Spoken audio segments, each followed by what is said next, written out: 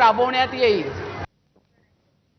लातूरच्या दिशेने प्रवास करणाऱ्या हाफिज मोहम्मद इम्रान या प्रवाशाला धार्मिक ओळखीमुळे मारहाण करण्यात आलेली आहे।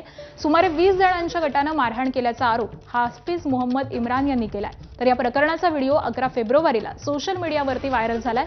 इम्रान यांनी दिलेल्या माहितीनुसार ही घटना मनमाड काकीनाडा शिर्डी या एक्सप्रेसमध्ये घडली।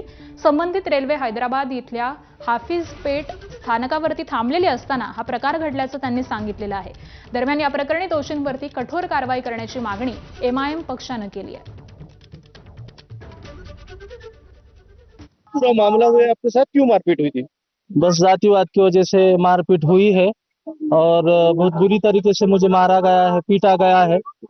मैं बस इतना कहूंगा कि जो मुझ पर बीता है ये चीज जो है आइंदा किसी के साथ ना हो, बस इतनी मेरी गुजारिश है। मैं इतना कहूंगा कि मुझे बुरी तरीके से पीटा गया है और हमारा जो है फोन वगैरह छीन लिया गया है।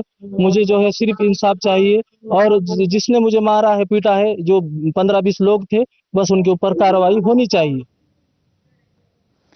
आणि या बातम्यांसह बुलेटिनमध्ये एक छोटासा ब्रेक घेऊन लगेच परततोय। पाहत रहा एबीपी माझा।